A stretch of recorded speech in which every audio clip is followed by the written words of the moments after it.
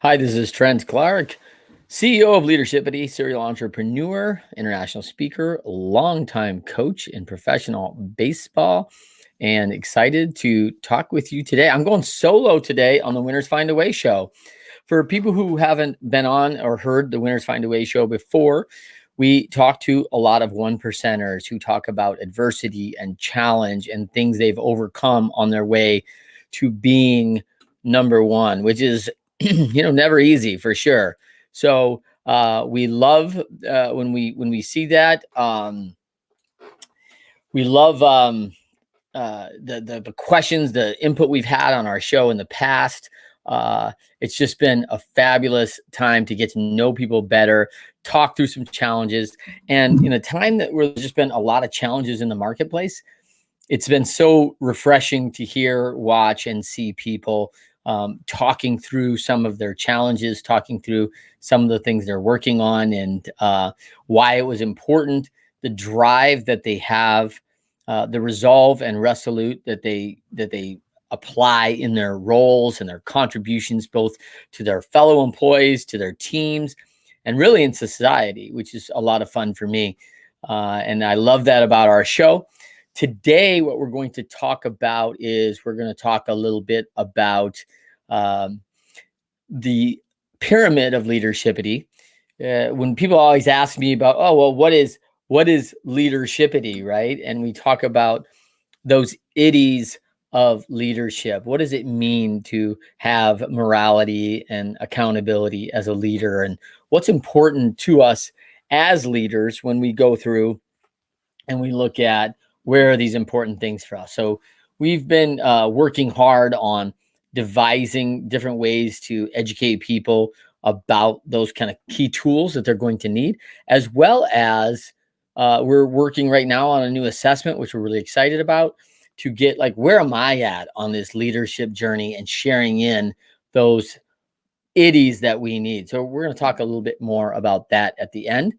But today, what I want to talk about as we look at the pyramid is, as we share the screen here, we're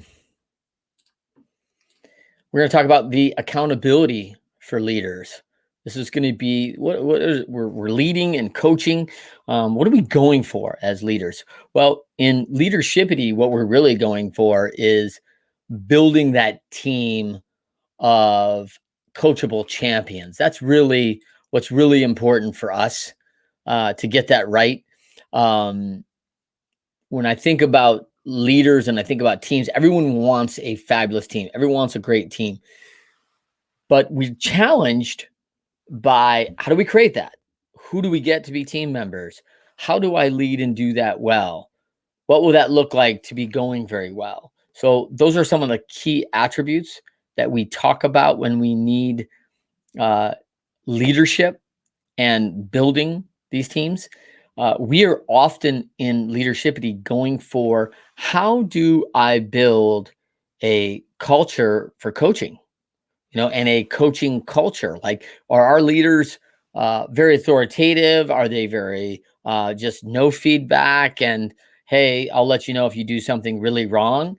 Or is there really an environment of coaching and continuous improvement? Now, what I know about leadership is that most people didn't go to school for leadership and coaching.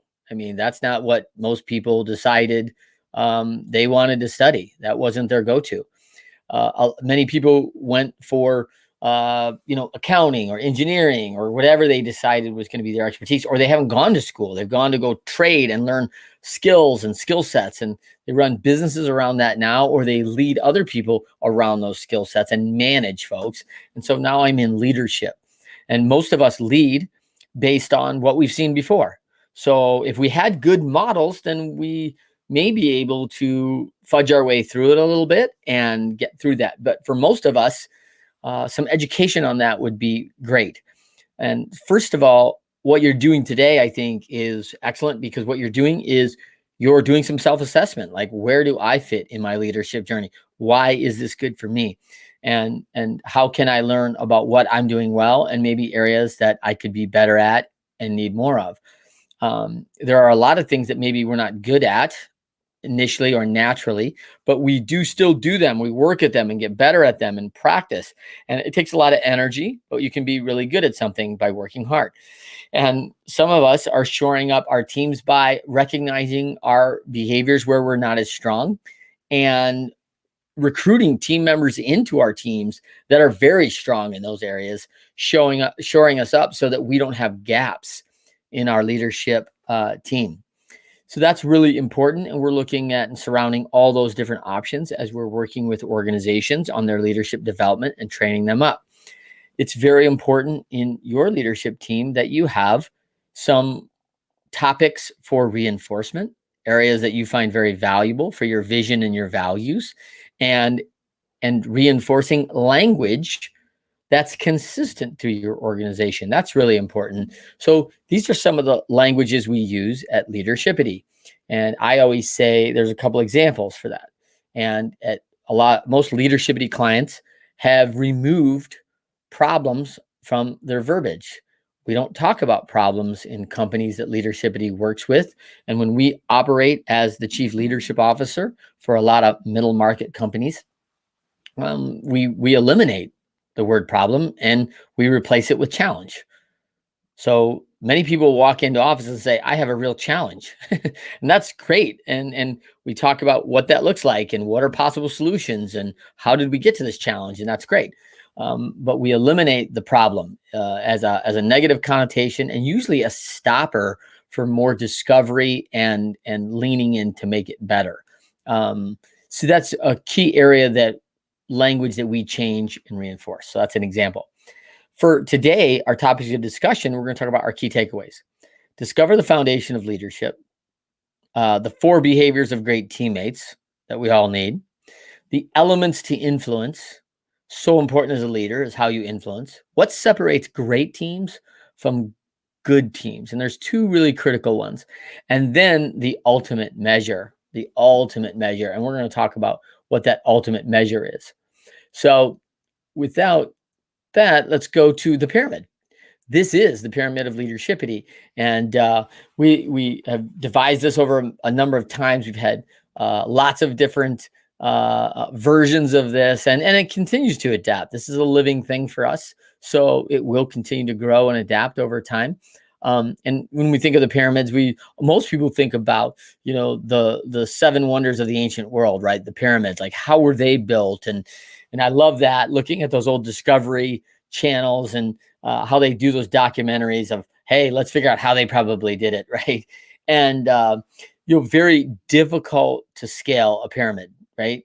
They were built for protection, for safety, and it's amazing how they build it. Like, and people still really, we're all under a hypothesis of how this thing got done, but very difficult and challenging to build. A lot of people need to do it, and great teams are kind of the same. Like, it's not easy to scale a pyramid, and it's not easy to build one. And just like it's not easy to scale your organization and get to the top, and it's not easy to build a great organization. So these are some of these itties that when we think about accountability for our leaders that we'd like. So we start with that foundation. And that's really going to be the key here when we talk about Leadershipity is we can't build up. We can't build more on it unless we have a very solid foundation of where we started. So when we look at that, I think about 2 key things in the foundation, and they're centered around morality and authority. If you're going to be a leader, you have to consider the fact that being a leader may mean I'm held to a higher moral standard, and I am modeling for other people, and morality is very important. So these things kind of come and fall under this category. The other factor about being a leader is that you're in a position of authority, and that means other people are leaning on you. They are waiting for instruction from you. Things are happening in this category as a leader that you have to deliver on. And being an authority is just that. So when we think about those 5 things, here's the 5 big itties. The cornerstones of the foundation are integrity and humility, right? So we have, when we look at that, what holds those things up?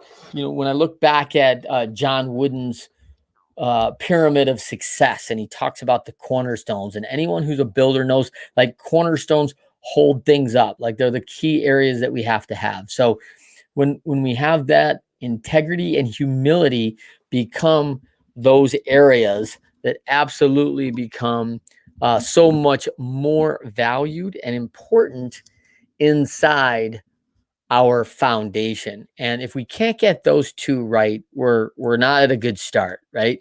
So the other three that make that up are spirituality, having a higher power, something that's important, so important that our team members know it's not about them in all instances. We have a little bit of an I, me culture right now. We're very focused on the individual, and great teams are anything but focused on I, and me, and the individual accomplishment. When we think about stability, I always think about this in the premise of coming to work, having that environment that's going to be continuous, repeatable, but it's also part of succession stability. How do we have that in order that we have systems in place, we have efficiencies in place, we have stability in people that are in seats with experience, and those are such key elements of getting that foundation right. And as an individual, do I have stability in my life as a leader? Am I stable environment? I'm mentally healthy. I'm physically strong. I've got a good environment for my home. Stability becomes very important, both in work and personally. Quality, so important with leaders, is what quality standards will we set from the beginning to have that theme flow down. If there's nothing else that comes out of leadership, modeling is probably the one that is so elementary and probably missed most often. When I think about leaders that miss this, they're often, do as I say, not as I do type of leaders. And it typically hinders their ability to move people, to inspire people, to direct them in a way. And so that modeling probably becomes one of the highest priorities of a leader. And so getting these 5 right, of integrity, of what I would say is doing, things each and every time. When we look at like a description of integrity, I think this is a good way to kind of stare at things of how we might look at the definition of those things. When integrity, we talk about true character to oneself, not just what other people say, like, oh, I have great character with other people, but do you still honor and follow your principles and values even when you're alone? The spirituality, the higher power, it's not about you. There's something more, there's something bigger, and that's really important in the team. Stability, a firm, consistent foundation is always highly valued. And the quality is we hold the highest standard with no give. There's no give for lowering quality. And we set that and model that. And then, of course, when we talk about humility, we're talking about others-centered, others first. It's not personal. It's not arrogance. It's not pride. It's about being humble and serving the greater good and the other persons, and putting others in front of yourself. So those are some of the key foundational areas and the cornerstone. When we talk about this next level of the pyramid of leadershipity, we're really talking about accountability as a team member. What do we need in our team members? What do I need to be as a team member? And I have a lot of companies rate their employees on these 4 skills, these 4 iddies. So important that we have flexibility and reliability in the marketplace today. Reliability is a really hard thing to come by. People are challenged with it in hiring these days. And the other factor they're having is flexibility. The adaptability is such a big one now, and probably one of the highest sought after skills, given that we're in a remote environment. We have a lot of different space and learnings, and a lot of different ways we can get the work done with all modern day tools, which is nice. So when we think about those four: coachability, adaptability, responsibility, dependability, that's the cards, right? And I love this acronym because if I'm a leader, I'm always playing a game, and I'm playing the game of winning. And for winning for me, I want the best team members on my team. So when I also think about a game, I could think about a poker game or a card game, and I want the best cards. If I have the best cards, I win. So I'm looking for that in my team members, is if I can get these things right, I've got good cards. Now, notice I'm not talking about like expertise or the most highly skilled person out there or the best in the world at this. I'm talking about some things that I need them from a behavioral standpoint on my team. So I rate, how am I at coachability?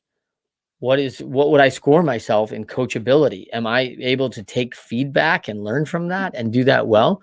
How do I score in adaptability? That's so important when we talk about that. When I look about the coachability, I'm talking about a lifelong learner. When I talk about adaptability, I'm talking about the eagerness to pivot and make adjustments and adjust and change as we see fit to help us win. And I'm not locked into a fixed mindset, but more of a growth mindset. And I'm trying to figure out how that might work. So adaptability always is crucial. And then, of course, responsibility. And that is taking responsibility for something. And when we're handing those off to our team members, we want people that will take ownership. I always like the people that say, hey, I will. And for a test amongst my team members, I often will throw out an opportunity for some of the better opportunities for work, skills that we need done, tasks that have to happen. And I may ask my team also for challenging things that have to happen, harder projects, disliked tasks like cleaning the office and taking out trash. And I'm looking to see someone that says, I will, that will step up and own a responsibility, not just the easy ones and the fun ones, but also the challenging, hard, and disliked ones that will take ownership and take responsibility. Because if I have team members on that will do that, both in the good and fun and the tough and sometimes bad, um, I want that in my team members across the board. And then dependability. If they can prove coachability, adaptability, responsibility, and do that again and again and again, we get ourselves dependability. And what I've seen is when we talk about sports, I don't know how many times as a coach I've said, wow, I love this Jones kid. I'll take 10 more just like him. Oh, Teresa. Oh, she's the best we have, and I'll take 10 more just like her. And what does that mean? Does that mean she's the fastest runner? Does that mean she jumps the highest? Does that mean she has the most skill? No. That means she's coachable. She comes with this great attitude of eagerness to learn and adjust and adapt to what's going on and give her best. And she takes responsibility for her actions and her team and her deadlines and her role and responsibilities inside the organization.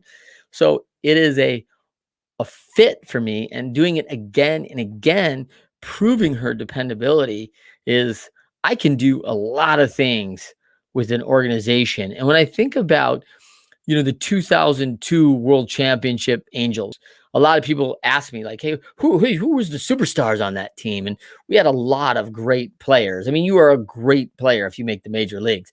But when I look about and think about those games down the stretch in those years, I think about who contributed and how everyone contributed. We got a contribution from different players, different spots, everywhere, even from the bullpen, not in the game, but getting people ready and the attitude of preparation and helping others get better and being prepared and talking through plays just in preparation of maybe getting into the game. And so there was just a real sense of humility around that team. And I think about people always asking me, like, hey, how do you win a major championship without a bunch of superstars? And so we proved we could do that with a really good team.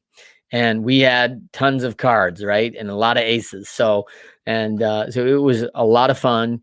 And that's what we're looking for. It's what we're gunning for in our teams. Let's go to this next level, which is really about communication. It's really about how do I bring communication as a leader and with clarity and simplicity. We always talk about it. And I've had tons of people on my show, like, we go back to KISS, right? Keep it simple, stupid, right? Like, that's a mantra of many organizations that have done it very well. And they take sometimes very ultra complex and challenging concepts and simplify them through rules of engagement and structures and processes that can make it easy.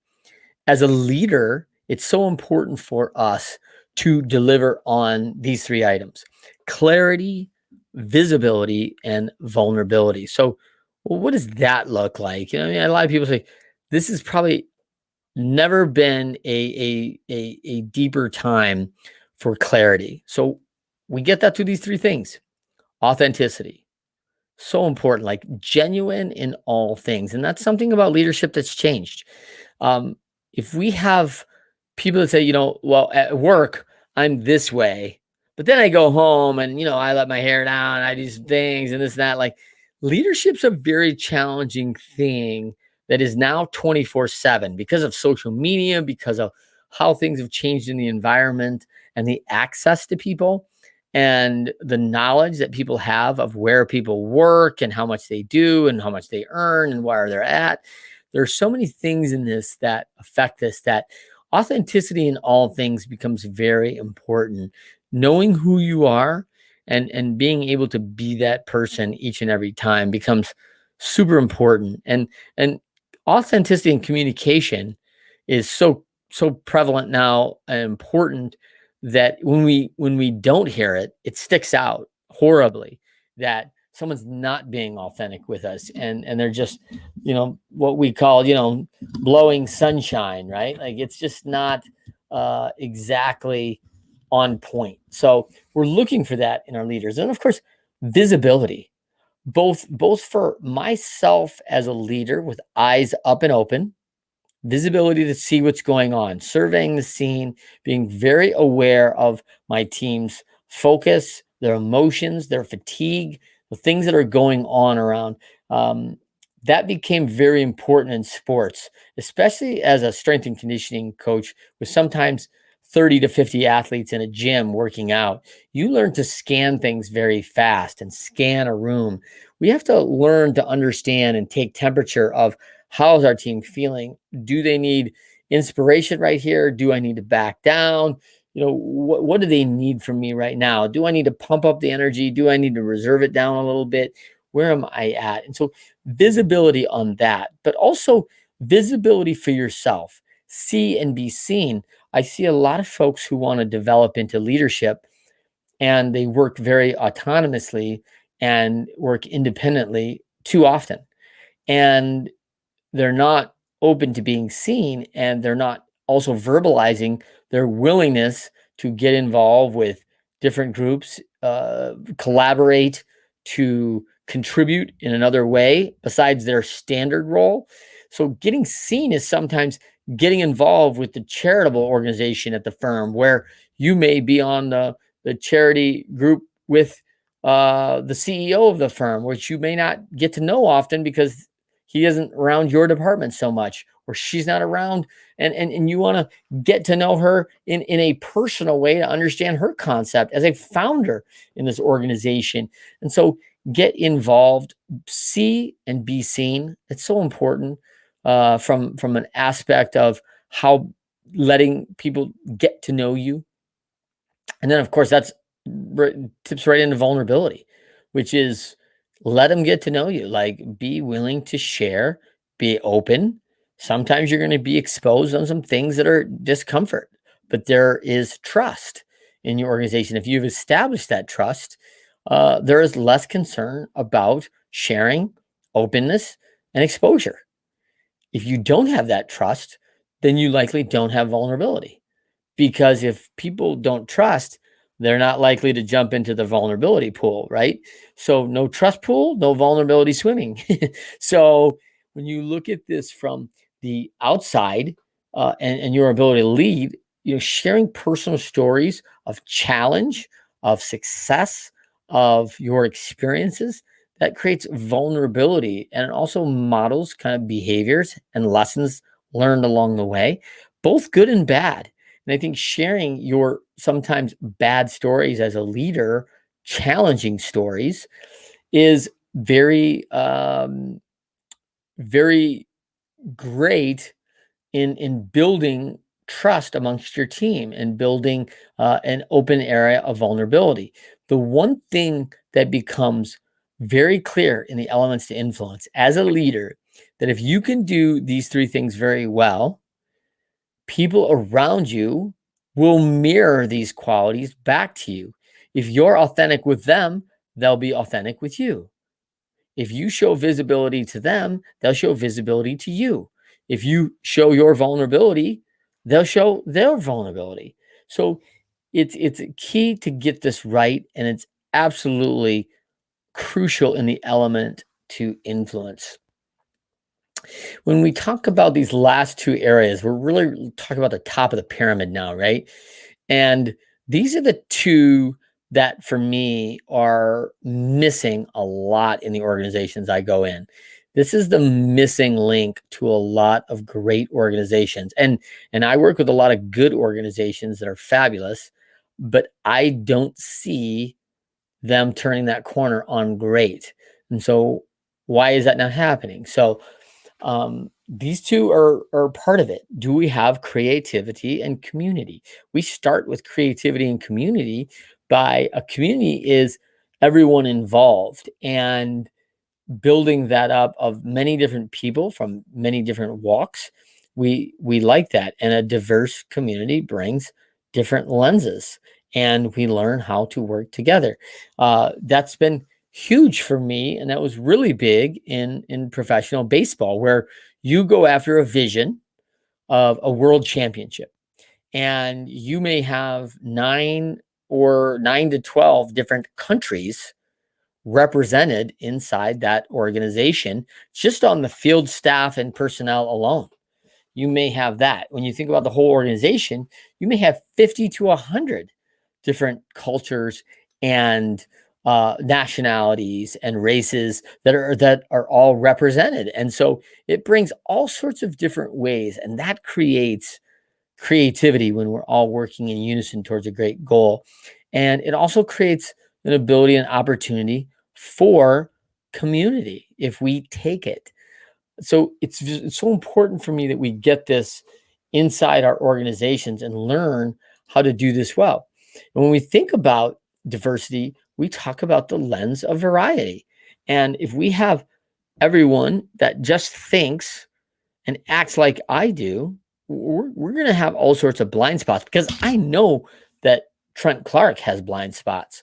So it is absolutely essential when we think about getting these two on the way to greatness and leading to our ultimate measure, bringing this in.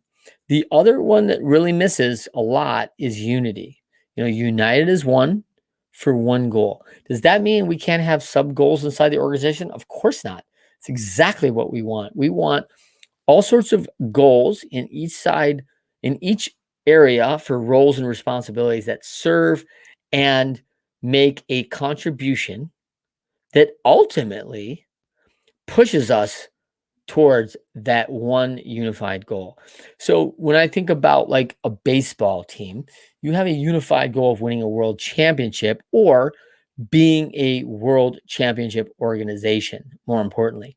And so when we think about that, a world championship organization delivers high quality food at their concessions in low lines and you can get your concession stand item in less than 90 seconds. So you miss less of the game and you have a chance to go to the bathroom, and the restrooms are clean, creating an environment where people want to come back to this championship organization. And people have, there are hundreds and thousands of jobs that go to fulfill those service in a championship organization 81 nights of a year, right? Like that happens a lot, and year around, the preparation and work goes into that goal that serves being a championship organization.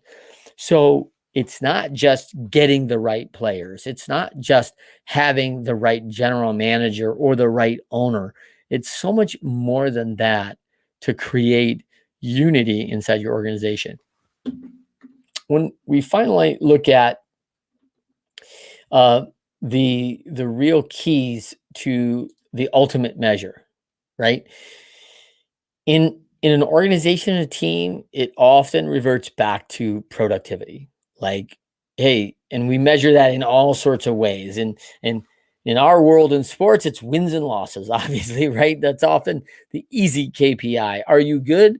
Are you productive, or aren't you? If you are productive, you are winning. And if you aren't, you're losing. Now, I don't know if I agree with that every single time, but it depends what your ultimate goal is. There is a lot of productivity that are happening inside organizations this year, and they are not going to be world champions.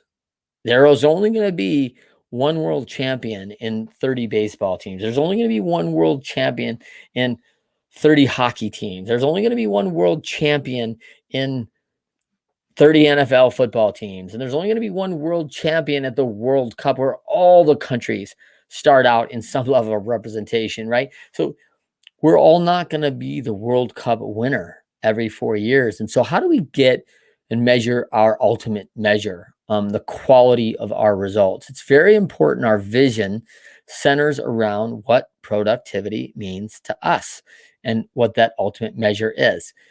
I will say that if you do not get those other 9 iddies right and are balanced in that and developing those iddies, it is very challenging to sustain productivity. And you will see organizations that get this right for a short time, and then a bunch of this stuff crumbles and they lose their foundation. They lose their integrity. They lose their humility. They lose their quality. And all of a sudden, that big gap has things start falling through the cracks. So when you look at that big picture of that pyramid, it's so important not to lose through the cracks of the foundation, especially in that big five. Morality and authority cannot be lost inside great teams. So crucial for everyone. Today, I will just say real quickly that I thank you for coming on board. I am Trent Clark. I am the host, obviously, and this is what probably people call me for most, is speaking about leadership and consulting about how we make great teams and how your organization can have that, and tools of assessment. And we don't in our organization come from an area of book knowledge. We come from an area of experience knowledge. That's not to say people aren't educated and well spoken and thoughtful about their education and some of the past they've been, but having been in a seat of authority and morality and building teams in the past is a prerequisite to be able to be part of the Leadershipity program and Leadershipity team. So that's what we really ultimately want to bring to our clients and our customers and who we consult with. So that's really important to us. And when I think about how we do this well, you can find out in the comment section here I put in there how important it is for getting a trusted advisor in your life, having that person that can absolutely give you a sense of purpose, help you go along the way, and get it right within that. So that becomes really important to us. So with that, let me show, here's a link that I'll use today. You can use my Calendly. If you'd like a 15-minute consultation with me about how to build your team, talking about this, or you'd like to get an assessment, always encourage people to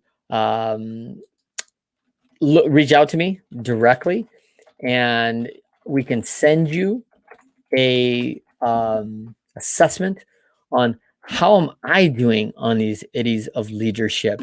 Where am I at when it comes to getting this right? Learning how to uh, go through my process. Where are some of my gaps? And talking through where are those gaps? Who on your team might be filling them? What areas of that you are absolutely superpowers on that everybody leans on you for. So there's a lot of knowledge that comes out of that, and being able to test not only yourself but your team is a big deal, and we use it often.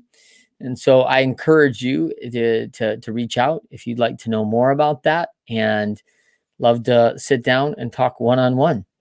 For everybody today, I want to first say thanks for all the patience and staying with us today and talking a little about through on the Winners Find a Way show, the pyramid of leadershipity and accountability for leaders, and how we try to get that right each and every day inside our organization and bring that knowledge to other organizations to help make them a great team of coachable champions. So important for us.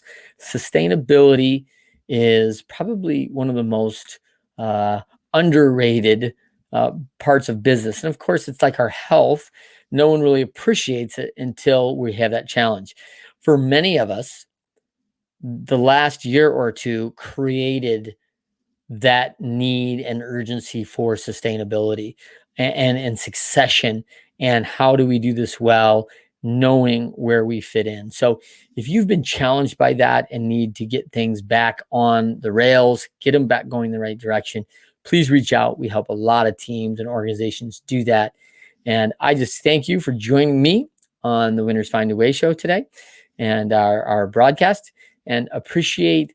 You can find us on the YouTube channel, the Leadershipity YouTube channel. We are there. You can find me on LinkedIn at Trent M. Clark. You can also find me on all the other social networks at either Trent M. Clark or at Leadershipity. Please subscribe, follow, like. We want to hear from you. We'd love to hear your comments, and just always appreciate your feedback. So until next time, thank you for joining us on the Winners Find a Way show.